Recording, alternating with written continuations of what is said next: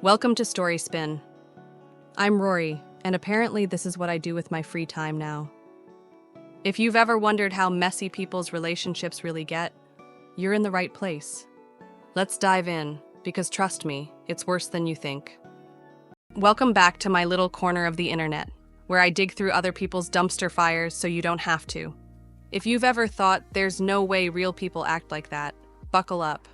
Because today's story features a mother-in-law who makes Karen look like a customer service angel.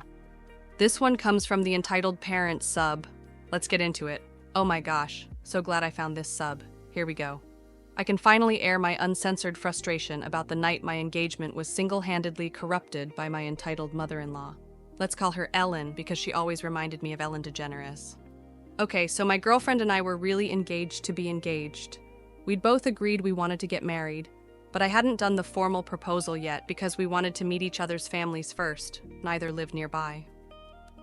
I always thought the old trope about meeting the in-laws being a big fiasco was a myth, both because I was younger and more naive then, and because I'm lucky to have easy parents.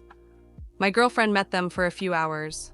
Once we were alone, just me and them, I told them my intentions, and my mom asked, "Does she have any kids already?" And my dad asked, "Does she have a good solid job?" And they both asked, "You really love her?" And that was that. I had their full support for the marriage. I thought meeting her parents would be the same.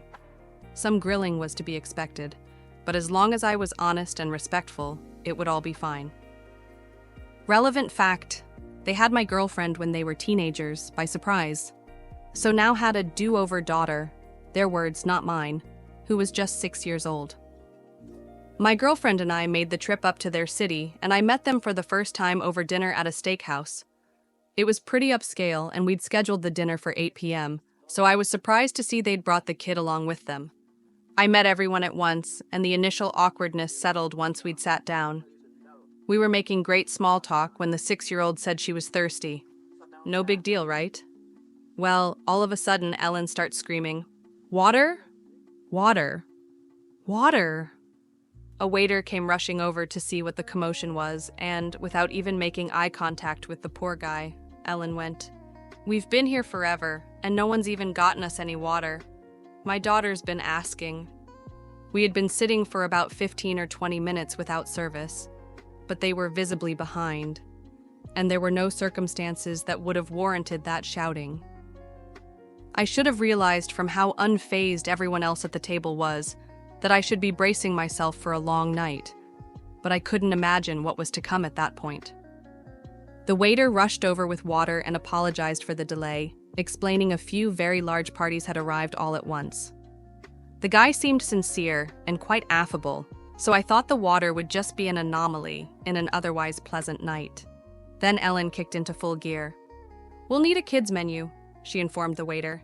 He said that they didn't have a kids menu, but that the chef could simplify most dishes. "What do you mean you don't have a kids menu?" Ellen replied in total disbelief, as though he'd said they didn't have a fire exit.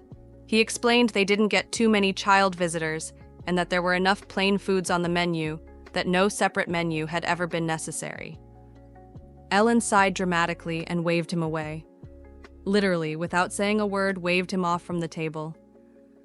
I tried to give him an apologetic glance, but, understandably, he didn't look back our way.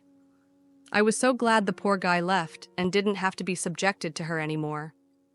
Meanwhile, she turned her attention on me, and I almost wished he'd come back. At least he was getting paid to be here. She was like, "So you're a screenwriter?" And I explained, "Well, yes and no. I want to be, but it's hard to get a job in that field that you can support yourself on, so I'm working at a non-profit right now. There's a screenwriting component to the job, though, so I'm really happy there." Ellen turned to her 6-year-old and went, "Hear that, hun? You want to be sure to snag a man who works for profit. Learn from this. It's not too late for you." I couldn't tell if she was trying to be funny or not, so I just let it pass, looking over to my girlfriend to see if she was even considering speaking up on my behalf. Nope. The waiter came back, visibly nervous. That hurt, because he was so relaxed and personable at the start of the meal. He asked if we'd like to hear the specials before we ordered, and Ellen said sure. Here's how that went. Waiter, first we have a lightly seared strip steak. Ellen, next. Waiter, oh. Okay. Then we have a broiled leg of grass-fed. Ellen, next, waiter. We have a pasta primavera mixed with... Ellen, next. And on until he'd gone through all 7 or 10 specials, even though she ultimately ordered off the menu, a plain ribeye, well done. She tried to order her daughter the same, but the kid said she just wanted plain mashed potatoes, so Ellen let her get mashed potatoes alone for dinner. Then, she sent the waiter away. The rest of us hadn't even ordered yet, and everyone else just sat there like it was entirely normal. I waited for someone to say something, thinking it was more her older daughter, my girlfriend's place, or her husband's, but when no one did, I couldn't help myself. Was the one steak and potatoes going to be for all of us? Or? My girlfriend explained, in the tone you'd use for a tourist violating a sacred local taboo. My mom always has the waiter put the kids' food in first, so it can get started right away. We'll order once the kitchen has hers. I thought she was joking, since Ellen didn't just order her kids' food, she also ordered her own dinner too. So I laughed. Something funny? Ellen asked. Then I realized she was serious, and I shut up. Thankfully, her dad at least recognized that what was normal for them might not be as regular to me and tried to lighten the mood with a change of topic. But not even 10 minutes after we'd ordered, I guess technically 5 minutes after we'd ordered, 10 minutes after she and her daughter had ordered, Ellen started in again. Another table, that had been there long before we were, got a side order of mashed potatoes with their meal. Ellen threw a total conniption. She was sputtering so inaudibly that none of us could figure out what was wrong at first. Finally, she managed to flag down some busboy who barely spoke English and began laying into him like he'd just sideswiped her on the freeway. He kept trying to explain he wasn't a server and he could go get one, but she wouldn't stop to breathe long enough for him to find someone who could actually help. All the while, I kept looking at my girlfriend for signs of embarrassment, or at the very least irritation. But you wouldn't have known if she was even hearing any of this. Our waiter came over, somehow still feigning a smile despite knowing what he was walking into, and Ellen actually goes, "Why did that table get mashed potatoes and ours haven't come yet?" The waiter kindly but concisely explained, "Well, ma'am, those people ordered potatoes before your party had placed their order." Ellen looks this man dead in the eye, finally, and says, "Well, it doesn't matter when they ordered it. My daughter is the youngest one here. Her food should come out first." You could tell the waiter was working hard to restrain himself at this point. He explained it was a first come, first served policy, and age didn't help one way or the other. He offered to go check on the potatoes, Ellen agreed, or more specifically, she said, "Yeah, you better." But I was clocking him and he went right back to his server station, because we had only just ordered a few minutes ago. 3 or 5 more minutes passed, during which we could have no other discussion at the table except how awful this restaurant was, how hungry the poor baby was, who hadn't said a word about being hungry this whole time and was contently playing her loud iPad game without headphones, disturbing all the other diners around us, and how America has lost all respect for motherhood because it's just a me culture now. I chimed in, "I'm with you on that last part." And to my utter shock, instead of laughing at my joke, my girlfriend seemed annoyed with me. So after a few minutes, the waiter comes back and says the potatoes will be out very soon. Ellen then goes and does something that, again, I thought was just a myth. She took 3 singles and a 5 out of her wallet and put them on the table in full view of the waiter. Then she took 1 single away and said, "Every table I see getting potatoes before us is a bill gone." I was absolutely mortified. The waiter, to his unending credit, just took a deep breath and said, "I don't have control over the order in which the kitchen fires tickets, but what I can tell you is it should be out any minute," and left without saying anything disparaging. I had been holding my tongue all night as well, in the name of my relationship, but once the tip hit the table, the $8 tip for a $100 plus bill, on top of all else, I figured if my girlfriend was half the woman I thought she was, then she wouldn't mind my speaking up at this point. If anything, she'd be supportive, right?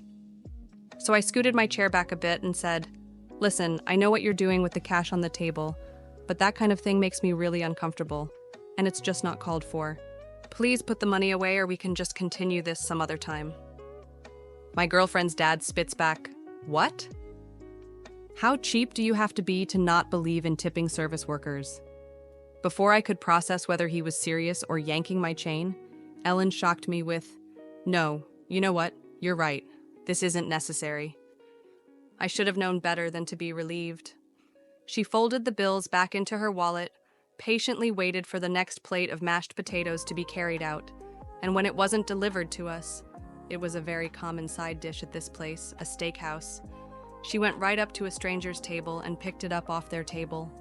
She half explained something about her daughter, starving to death, as she was walking away with the stranger's food, but unsurprisingly, that wasn't convincing enough for them. The old lady she took it from followed her right over to our table and tried to take it back. I was already searching for my coat tag in preparation to go, but a shoving match was beginning to unfold between Ellen and an elderly woman with a tennis ball walker, and far be it from me to sit through all that had happened, only to leave just as the night was getting interesting. The elderly woman was like, "Give me back my potatoes! Who are you?" And the poor little girl was like, "Mommy, it's okay, don't take someone else's potatoes." But it all fell on deaf ears. Ellen yelled at the old lady, "How could you sit there and eat these when my daughter hasn't even been served yet? She's sitting here hungry, just a little girl, and you're over there stuffing your face? Come on, other potatoes will be out any minute." And the old lady, got to love her, was like, "Great, if they'll be out any minute, then what's the effing problem?" To which Ellen still found holier-than-thou ground, gasping, "Language, please." Finally, the waiter, and this time someone higher up as well, I think the manager, thank God, came over to separate them, as they had begun to raise their voices and cause a disturbance. Staff had already asked Ellen to turn down her daughter's iPad multiple times without heed, and I'm guessing the waiter informed management about the tip on the table stunt she pulled, because this was their final straw. They told us we were going to have to leave the restaurant. "But we don't even have our food yet," Ellen complained at the guy. This was clearly not the manager's first rodeo. "You can take the food that's already been served free of charge. Everything else will be canceled. Please leave immediately." The old lady didn't miss her chance to knock the potatoes right onto the floor so we couldn't try to take them with us. Nothing else had been served yet, so we had to leave without any food. When my girlfriend and I were finally alone in our car, she said, "Can you believe that?" And I said, "Not at all. And I really can't believe you didn't warn me." And she went, "How could I have known about any of that?" And confused, I asked, "Is she not usually like that?" Even more confused than me, my girlfriend asked, "Who? Your mom? What's my mom got to do with the terrible service at that place?" That was the beginning of the end of our relationship. The fact that she didn't see anything wrong with her mom's behavior, and that I'd be marrying into that situation, shook me too deep. We both dodged a bullet in more ways than one. In hindsight, we weren't right for each other, regardless of who her family was. Her mom saved us both a lot of time and heartache, helping me realize in one night what would have probably taken us years otherwise. Within a month, we'd moved into separate apartments and gone on a break that ended up lasting forever. I'm not sorry I won't see you again, Ellen. I am sorry any waitstaff ever will, though. Let's dive into some of the comments. Comment 1. Dodged a bullet is to say the least. Imagine having kids, or a divorce. Holy hell on earth. OP. I'd never seen this side of her personality, and we'd been great friends even before we'd gotten romantically involved, so I really want to believe this was not her dominant side, and just some dark crevice that lurked within her. We weren't right for each other for a lot of other, less extreme reasons, too. But whichever it was, you're 100% right. 1000% right. Every time this story crosses my mind, I'm steeped in relief I didn't have kids with her. Second comment, the poor little girl was like, "Mommy, it's okay, don't take someone else's potatoes." So there's a chance that the entitled gene didn't pass on to this one. Faith in humanity slightly restored. OP. Yeah, I mean, her other daughter was also mostly normal and kind for the entire time I knew her. So whatever this gene was lay dormant until triggered. Maybe by having kids? Thankfully, I never found out. Third comment. Some people are like that. Had a dude I met that worked in an office near mine. I would see him after work without his girlfriend at a bar we frequent. I even had drinks and food with him a few times, was a super chill, polite guy. Went out with him and his girlfriend, who was a monster of a person, one weekend for a night. She treated everyone like crap most of the time. It was more mild than your story, but just subtly rude, demeaning, and demanding to every worker. The most disappointing part is her boyfriend, the guy I had known, had convinced me to drag my girlfriend along for this double date. He didn't say a word to her about it, even after I was giving him looks. It didn't match his individual personality at all. Never went out with them again, obviously, and we don't really talk anymore when we see each other because I told him what I thought of his mean girlfriend. OP. In a way, I feel like what you're describing is even worse than what I sat through because if I'd been a bit less nervous, I could have easily called them out for any of the things they did and known I was in the right. Subtlety is a lot harder to deal with because how do you call out a look or an odd phrasing without risking sounding like a dick if no one else is noticing it? It's a shame the boyfriend didn't speak up, because in those situations, it's really on whoever knows them best to pull them aside and address it in a way that's least uncomfortable for all involved. Glad you eventually got to speak your piece on it, though I'm sorry it meant the end of the friendship. Honestly, after hearing how that first mother-in-law tanked a whole engagement, you'd think I'd heard it all. But nope. Turns out some in-laws don't just ruin relationships. They somehow manage to ruin quick trips to the gas station, too. Let's move on to a story that proves sometimes the only way to handle entitled family drama is with a little creativity and a lot of sarcasm. This one is also from the Entitled Parents sub. Let's get into it. My mother-in-law was an awful entitled mother. She and her daughter used to try everything they could to make me freak out. I never gave her the satisfaction of yelling at her or arguing with her, but my sister is not one to back down from someone acting like a spoiled toddler. Also, my sister has a very unique way of dealing with crazy folks. One day my sister had come over to my house. We were watching television with our kids, so that meant Sesame Street, The Electric Company, and Mr. Rogers. All great shows, by the way. There was one hand puppet kitty cat on Mr. Rogers that would meow while saying something. For example, it would say, "Meow, meow, meow, friend, meow," when it was asking someone to be its friend.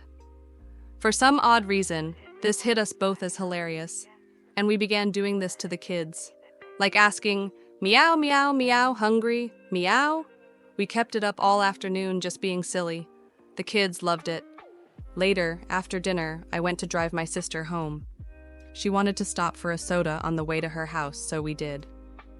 To my surprise, my mother-in-law was in the convenience store where we stopped. This woman immediately started being awful to me. She said, "Oh my gosh, why are you out so late?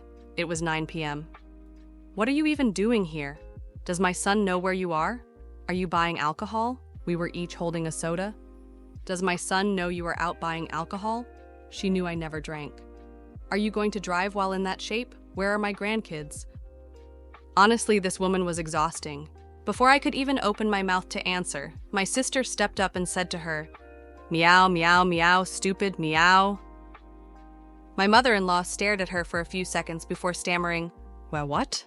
To which my sister said, "Ah, meow, meow, meow, B-word, meow." At this point, several other people near us started snickering. Without another word, my mother-in-law turned on her heels and stomped out of the store. I hadn't said a single word to her. I hadn't really gotten the chance. I took my sister and nephew home after that. My nephew had been off looking at the candy bars in the store and had missed it all. By the time I had gotten home, my mother-in-law had called my husband, this was before cell phones, and had told him my sister and I had been drunk in public and were also rude to her. He knew better, though, so he asked me what had really happened. He laughed so hard after I told him that he had tears in his eyes. To this day, my husband and his brothers will say, "Meow, meow, meow, B-word, meow," to anyone being unreasonable. Comment 1. Henrietta Pussycat strikes again. OP. I was trying to remember that kitty's name. Thank you. So yeah, I guess the moral of the story is, when in doubt, just start meowing. Works every time. It's funny how the smallest, silliest moments can end up being the ones your family remembers forever. And honestly, I'd take a good laugh over a shouting match any day. Cue the outro. Anyway, that's all I've got. Thanks for sticking around, or whatever. I'll catch you in the next one. unless I finally delete this app like I keep saying I will.